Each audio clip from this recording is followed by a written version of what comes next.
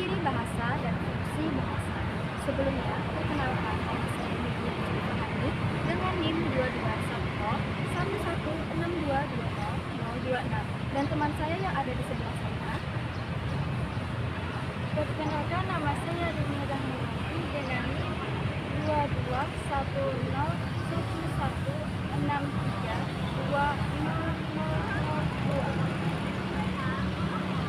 Saya Nikek Krisna Sito dengan NIM 2211163100003.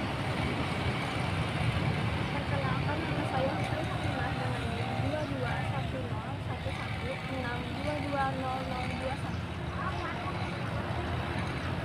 Perkenalkan nama saya Aulia Ridha Hanifah dengan NIM 2211116220019.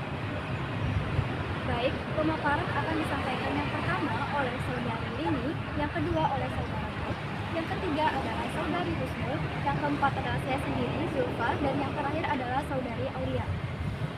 Kepada saudari Lini, dipersilakan.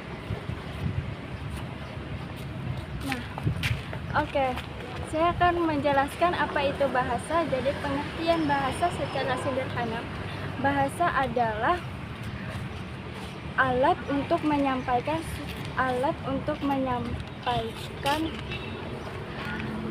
perasaan. Nah, jadi lebih jauhnya, bahasa adalah alat untuk berkomunikasi dan berinteraksi dan menyampaikan pikiran, gagasan, konsep dan perasaan. Nah, jadi bahasa dalam sosiologi linguistik adalah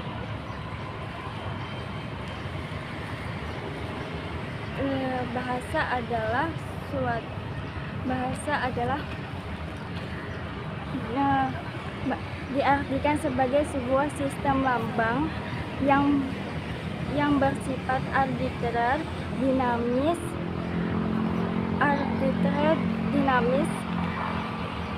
produktif dan manusiawi. Nah, jadi pengertian bahasa menurut para ahli, menurut Radi Laksana 1983 dan menurut Kencono 1982, bahasa adalah sistem lambang bunyi yang arbiter yang digunakan oleh para anggota sekelompok sosial untuk bekerja sama, berkomunikasi, dan mengidentifikasi diri. Nah, kesimpulannya, bahasa adalah sistem yang teratur berupa lambang-lambang bunyi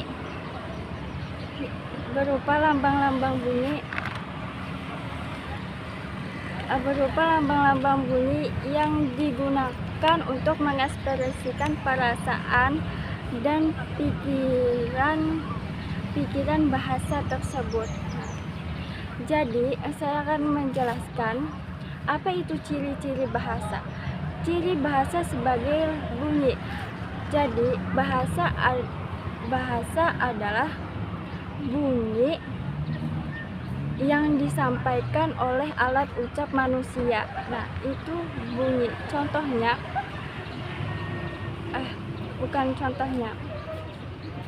jadi yang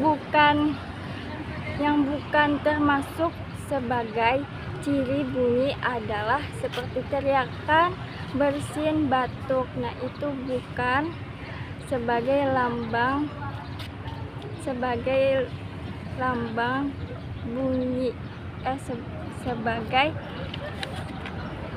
lambang bunyi.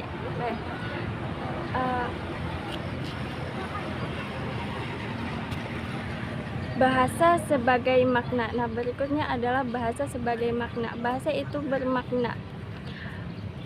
Kita biasanya ingin menyampaikan sesuatu atau berbicara sesuatu, itu melambangkan yang namanya bermakna. Nah, lanjut, bahasa adalah sebagai perlambangan. Nah, bahasa adalah suatu lambang.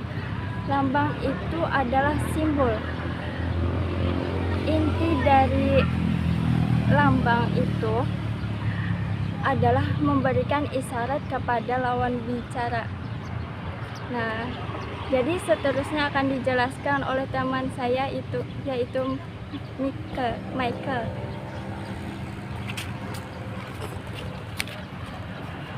Terima kasih ke Saudari Rini atas penjelasan sebelumnya.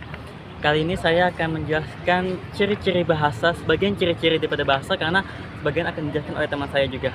Oke, ciri-ciri yang pertama, ciri-ciri bahasa sebagai bunyi. Apa itu ciri-ciri bahasa sebagai bunyi? Bunyi bisa kita kenal juga dengan sistem lambang bunyi. Sistem lambang bahasa maksud saya, di mana kata bunyi dan kata suara itu sangat sukar untuk dibedakan karena sangat sering dipakai, sering kali dipakai dalam kehidupan sehari-hari. Lalu apa yang membedakannya? Kata bunyi, tepatnya bunyi bahasa, itu adalah suatu kata atau bentuk tulisan yang terucapkan secara lisan oleh alat ucap manusia. Kalau bukan yang terucapkan oleh alat ucap manusia, berarti bukan bunyi bahasa ya? Tentu bukan. Tetapi bunyi bahasa sendiri pun juga tidak bisa dikatakan bunyi bahasa, karena kalau tidak mempunyai makna seperti bunyi bersin, bunyi orokan, atau bunyi batu, itu bukan termasuk bunyi bahasa. Lalu yang kedua adalah bunyi bahasa adalah sebagai lambang. Lambang merupakan suatu pengertian dari adanya konsep.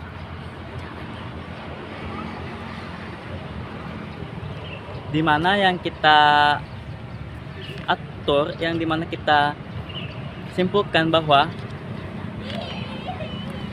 setiap kali kita berbicara, setiap kali kita ngobrol kepada teman kita,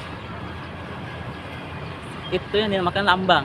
Yang keluar dari mulut kita adalah lambang, yang dimana akan menceritakan sebuah konsep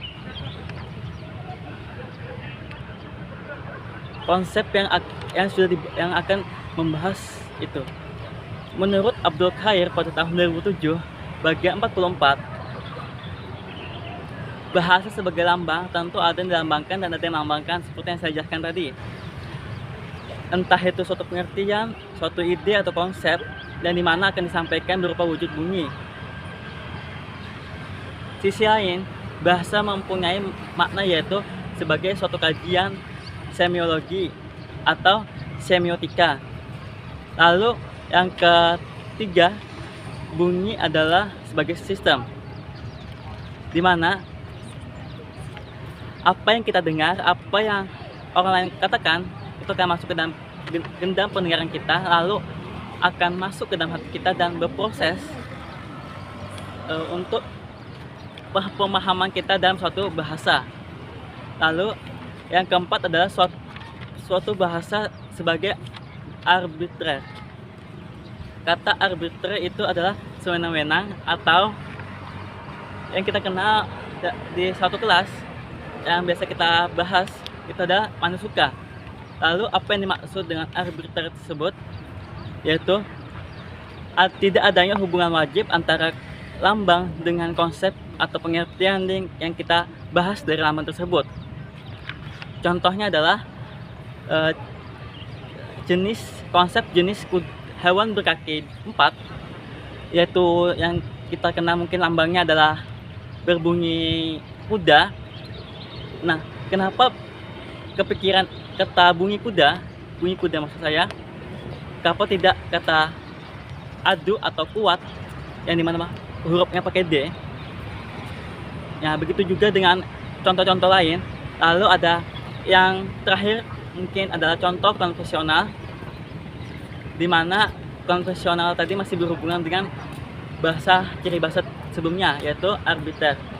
Meskipun hubungan antara lambang bunyi dengan yang dilambangkan bersifat arbiter, penggunaan lambang tersebut masih bersifat konvensional, yaitu di mana suatu kawasan atau suatu daerah harus mematuhi konsep konvensional tersebut. Contohnya adalah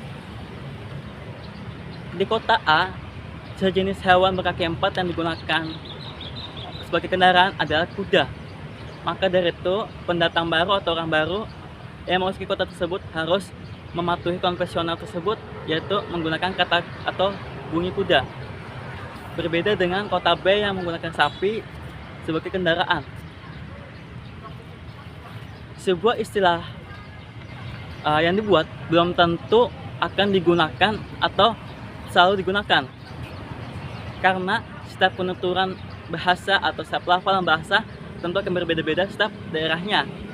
Karena itulah kenapa tidak bisa atau jarang digunakan, bukan dari suatu kepatuhan ataupun setiap tidak terhadap konvensionalnya. Ada 3 masalah yang akan kita bahas dalam hubungan lambang dan konsep yang dibahas, yaitu pertama, apakah lambang akan melebihi dari sebuah konsep? Yang kedua, bisakah konsep melebihi sebuah lambang, atau bisakah kita menyodorkan atau memberikan suatu lambang untuk melambangkan sebuah konsep? Jawaban ketiganya itu adalah kemungkinan semua, tetapi dalam pertanyaan pertama itu terjadi dalam kasus semantik. Pada kasus yaitu polisemi dan homonimi. Kedua, dalam kasus semantik juga, tapi berbedanya adalah dalam kasus sinomini, yaitu di mana konsep kota A menyebut orang tua laki-laki dengan sebutan bapak, sedangkan kota B menyebutnya dengan seorang ayah. Lalu pertanyaan ketiga, yaitu kemungkinan juga bahwa di mana dalam kasus pembentukan istilah baru. Nah, berikut adalah ciri bahasa yang saya sampaikan. Sebagian akan disampaikan oleh saudari Husnu.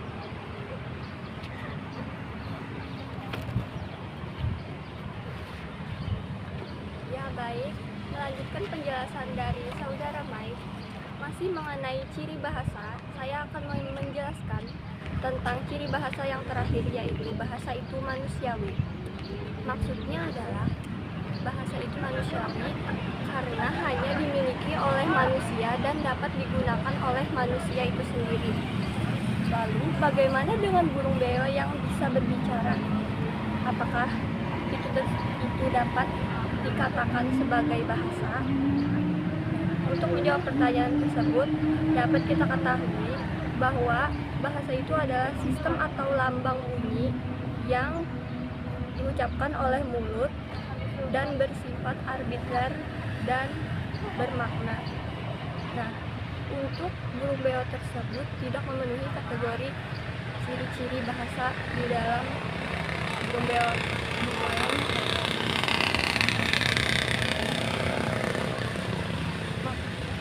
Maka dari itu, burung beo tersebut tidak dapat dikatakan sebagai bahasa. Burung beo tersebut hanya mengikuti ajaran atau apa yang dilatih oleh pelatih burung beo tersebut. Dan juga burung beo tidak dapat memberikan kata atau kalimat baru yang belum pernah didengar. Maka dari itu, burung beo tidak dapat dikatakan sebagai binatang yang bisa berbahasa. Sekian penjelasan tentang ciri-ciri bahasa. Selanjutnya saya akan menjelaskan tentang fungsi bahasa yang dikemukakan oleh Finocchiaro dan Halliday. Yang pertama, fungsi bahasa yang dikemukakan oleh Finocchiaro terbagi menjadi 5 bagian, yaitu fungsi personal, interpersonal, direktif, referensial, dan imajinatif. Yang pertama, fungsi personal, yaitu bahasa digunakan untuk mengekspresikan emosi, pikiran, dan sikap seseorang.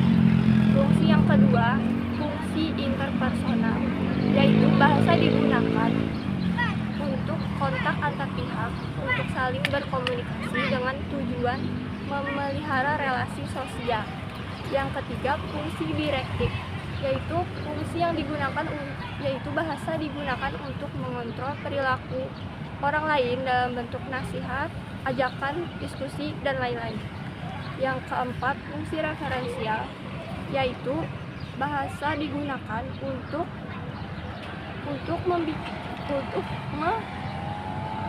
membicarakan objek atau kejadian di dalam lingkungan tertentu. Kemudian fungsi bahasa yang terakhir yaitu fungsi imajinatif, yaitu bahasa digunakan untuk melahirkan karya. Bahasa yang digunakan untuk melahirkan karya sastra dengan pemikiran-pemikiran imajinasi. Selanjutnya, fungsi bahasa berdasar yang dikemukakan oleh Holiday. Yang pertama, fungsi instrumental, yaitu bahasa yang digunakan untuk memanipulasi dan mengontrol lingkungan. Yang kedua, fungsi regulatoris, yaitu bahasa yang digunakan untuk mengontrol atau menginstruksikan dan mengaturkan. Sekian penjelasan dari saya. Selanjutnya akan disampaikan oleh teman saya yaitu saudara Julpa. Mohon maaf, videonya terjeda sedikit dikarenakan ada kendala memori. Baik, saya akan melanjutkan fungsi pragmatik yang dikemukakan oleh M.A.K. Holiday yang ketiga, yaitu fungsi interaksional. Fungsi interaksional adalah fungsi di mana mengungkapkan perasaan atau pemikiran untuk kontak atau interaksi sosial dari seseorang dengan orang lain. Contohnya seperti sapaan, basa-basi, dan lain sebagainya. Yang selanjutnya yaitu fungsi personal, yaitu fungsi penggunaan bahasa di mana bahasa mengungkapkan pikiran, pendapat, sikap, ataupun perasaan dirinya sendiri seperti rasa senang, sedih, gelisah, dan lain sebagainya. Yang selanjutnya ada fungsi heuristik. Fungsi heuristik adalah fungsi untuk memperoleh informasi tentang suatu peristiwa dengan pertanyaan dan pernyataan seperti kenapa daun berwarna hijau atau kenapa matahari bisa panas dan lain sebagainya. Lalu yang selanjutnya adalah imajinatif. Imajinatif adalah mengungkapkan perasaan imajinasinya atau gambaran-gambaran tentang penemuan seseorang seperti karya puisi dan dongeng. Lalu selanjutnya yang terakhir adalah fungsi representasional. Fungsi representasional adalah fungsi yang menggambarkan pikiran dan wawasan dalam menyampaikan pernyataan tentang bagaimana pembicara merasa dan memahami dunia di sekelilingnya. Lalu yang selanjutnya fungsi yang dikemukakan oleh Roman Jacobson. Yang pertama adalah fungsi emotif. Fungsi emotif adalah fungsi di mana bahasa digunakan sebagai sarana untuk mengungkapkan perasaan seseorang seperti senang, sedih, gelisah, ataupun sebagainya. Lalu fungsi puitis. Fungsi ini digunakan ketika bahasa sebagai sarana untuk menyampaikan amanat atau pesan tertentu. Bisa melalui puisi atau karya grafiti. Lalu yang ketiga yaitu fungsi fatik atau fungsi fatis. Fungsi ini digunakan untuk mempertahankan komunikasi antara penutur dengan petutur, seperti ucapan salam atau sekedar basa-basi semata. Lalu yang keempat ada fungsi konatif atau fungsi direktif atau fungsi persuasif. Fungsi ini digunakan sebagai bahasa sebagai sarana untuk memotivasi seseorang. Biasanya fungsi ini menggunakan kalimat perintah atau kalimat ajakan seperti ayo buang sampah pada tempatnya dan lain sebagainya. Baik, selanjutnya akan disampaikan oleh Saudari Aulia. Dipersilakan.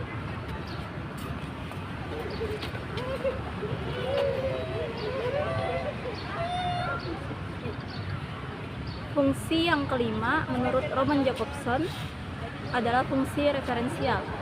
Fungsi ini digunakan ketika sebuah bahasa menjadi sarana untuk menyampaikan suatu permasalahan dengan topik tertentu.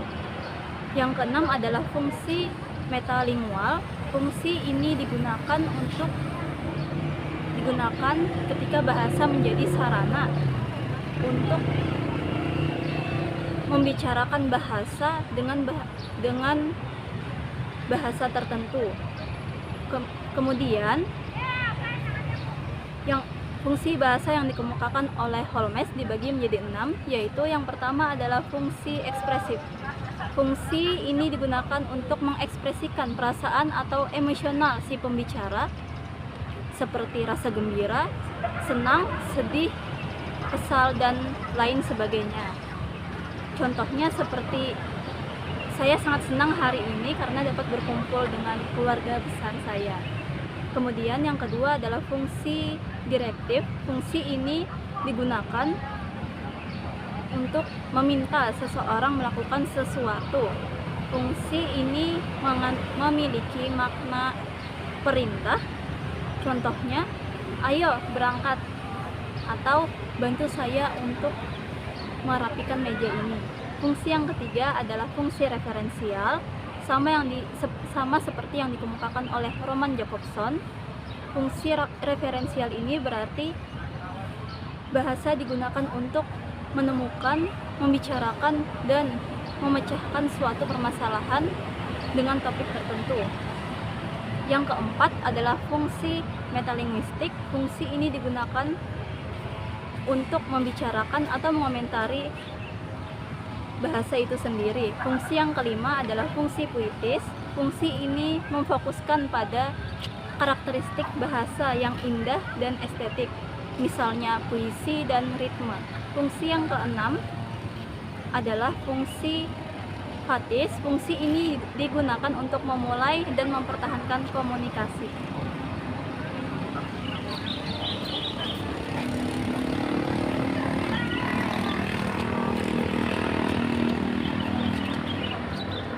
Baik, itu tadi pemaparan yang kelompok 4 sampaikan. Kurang lebihnya mohon dimaafkan. Kami akhiri dengan wassalamualaikum warahmatullahi wabarakatuh.